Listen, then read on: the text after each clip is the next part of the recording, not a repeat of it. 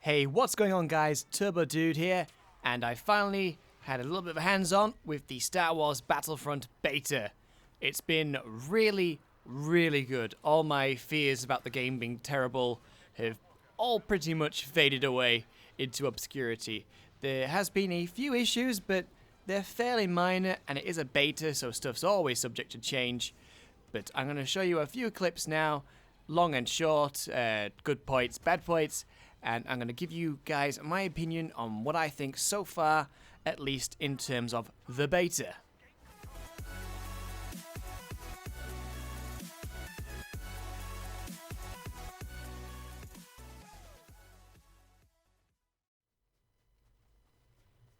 So, what are the good points about the beta? Well, it's run pretty much flawlessly. There hasn't been any connection issues thus far. The servers have been running pretty goddamn well, actually. I've seen no issues, no random disconnections, or people not being able to join me, any servers randomly disappearing, or kicks, anything like that. It's all run pretty smoothly. The graphics have been absolutely fantastic. I'm lucky enough to be able to play maximum everything, and haven't seen frames go below 60. I've kept VSync on for maximum smoothness, so I don't know what my max frames are, but I can always find out if anybody wishes to know what I get with my system. The audio is absolutely fantastic. Having all the Star Wars sounds, the Star Wars music in HD is obviously just a complete joy for a massive Star Wars fan such as myself. The blaster sounds of the different weapons sound completely different. Each one is its own individual sound, and I like them all, to be perfectly honest, but my favorites is actually the second rifle that you can unlock and the LMG style laser blaster. That is just so beefy and so much fun to use.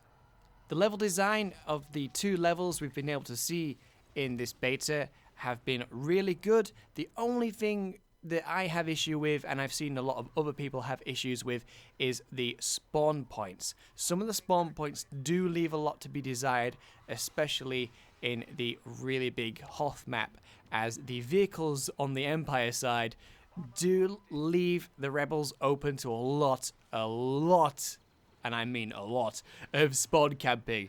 The spawn points do need to be a little bit better thought out. It's not a complicated thing to change, so hopefully they're going to have a rethink on some of the placements, because there have been occasions, apart from the vehicle spawn camping, of just actual merging of the spawn points. There has been a few times on either side where you just all spawn together for no discernible reason other than really bad spawn points. So I pray to the powers of EA and DICE that they will in fact sort that out, because at the moment it is pretty terrible.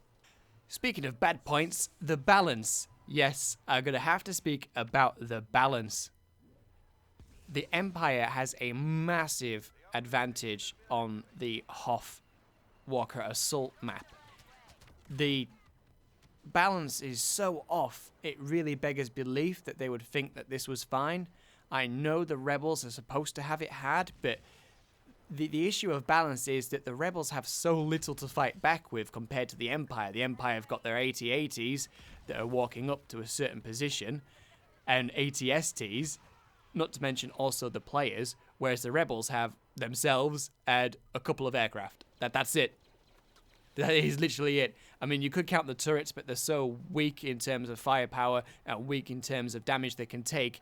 They're just almost negligible, to the point where I wouldn't even count them being there. The turrets literally are for taking out infantry, and that is about it. I think what they could do to fix it is look back to things like Rush on Battlefield 4, where you had to actually get to a certain position and do something before you had access to the rest of the map, just to make sure there isn't as much, if not any, spawn camping going on, especially with the vehicles, and the Empire can't just flank around on all sides and then squeeze the living crap out of the Rebels. That's not to say you can't win as the Rebels, but unless you're with a bunch of people who know what they're doing, you are going to lose pretty much 80% of the time, if not 90% of the time. So while that area of the beta has been really fun, it's not so much fun on the Rebel side, because it just basically turns into team deathmatch, because nobody's working the actual mission side of the map. Nobody's activating the beacons or anything like that. It's just becomes team deathmatch and team spawn camp from the other side. So yeah, I think that's something that will be addressed, or at least I hope it will. The key to winning on the Rebel side of things is to save the orbital strikes for when the AT-ATs have been weakened and their shields are down, but getting everyone to work as a team is the hard thing. There's no real incentive to get everyone to work as a team, and that's what it lets it down on the Rebel side of things, because if nobody saves those orbital strikes to attack the AT-ATs when their shields are down, you can pretty much guarantee a loss unless there happens to be a lot of vehicles on the Rebel side attacking at the right time, and a lot of soldiers on the ground using turrets and whatnot to attack at the right time. The key is the orbital strikes, guys. You need to make sure you save them for the very moment the shields go down on the AT-ATs. Then you'll actually see the Rebel side starting to win a few more rounds. A thing to remember, guys, is that it is a beta. I know it's kind of an obvious thing to remember, but there are a lot of people complaining about certain things to do with the game, and at this point, the complaining is pretty much entirely unnecessary. We can have more constructive criticism about things we are not particularly happy with, or any bugs that we do find, for that is the point of a beta. We are beta testers, we're getting to play the game in advance, and the creators get to collect a load of information so they can work on things like the spawn points and how bad the spawn camping is, and tweak things like weapon damage, or move things around on the map. Literally, massive amount of things can be adjusted between now and release, and after release as well. So while people are getting a little bit annoyed about things like vehicle camping or vehicles being overpowered, I'm sure things are going to be adjusted in time for the release date, or maybe just after. And speaking of vehicles, it's a joy to use the vehicles, at least on the Empire side of things. The AT-AT, while you can't drive it anywhere, which makes sense because if you could put that in a spawn point, that would really, really suck. And at the moment, it already kind of sucks in terms of spawn camping with the AT-AT, especially near the end of most matches.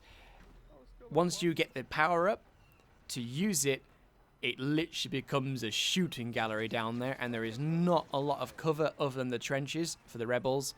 So when you're on the receiving end of that, not so much fun. When you're on the giving end of that, it is obviously a hell of a lot of fun, but it's not as much fun as it would be if the kills were more difficult to obtain, rather than just, they're spawning there, pow, they're spawning there, pow.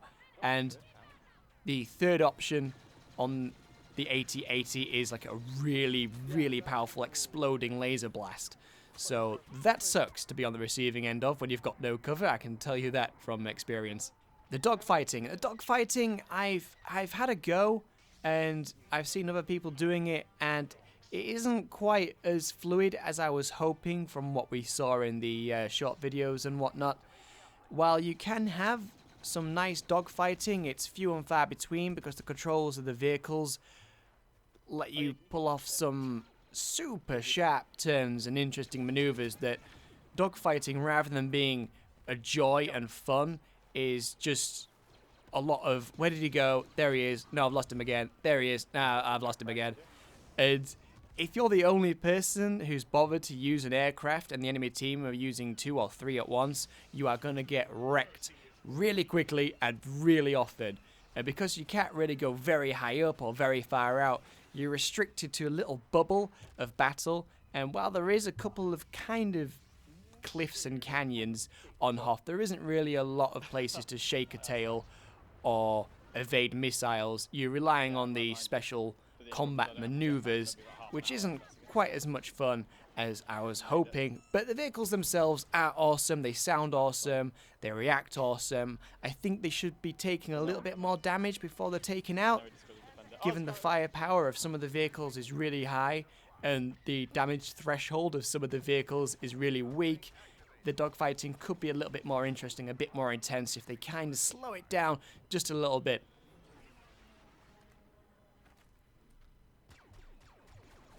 The stuff that we get to play with in terms of weapons and extras and special powers and stuff, pretty good for a beta. You're allowed to have a look at a fair bunch of weapons. Each feels completely different than the other. It's not a case of this looks a bit different. and has a couple of attributes that are different but doesn't feel different. Each weapon feels completely different. They also all sound completely different, and basically each one is a joy to use. There isn't really a really good or really bad weapon. It really depends on the situation you're in. And speaking of weapons, the combat is pretty good, actually. It's a lot like the days of old. A lot of people have called it casual, and I guess it is because they're trying to appeal to a wide range of audience. It's not going to be like CSGO or Battlefield or Rainbow Six level of combat. It's going to be Star Wars. And while you can aim down sights and jump around and jetpack and third person and first person, there is actually, at least on the PC, there is no penalty or advantage or disadvantage to any of it. You aim down sights, you're as accurate as hip firing, you're as accurate as jumping in third person, jetpacking and hip firing. All the accuracy is always all the same. So there is no real reason to be wanting to play in first person. You're just going to put yourself at a disadvantage. The same as aiming down sights, you're going to move slower, which might be good for taking out long distance targets, but if you're shooting somebody who's just in front of you, there is literally no difference between that and hip firing in third person. So may as well always have the field of view of third person and jump around, move around and try and dodge those shots.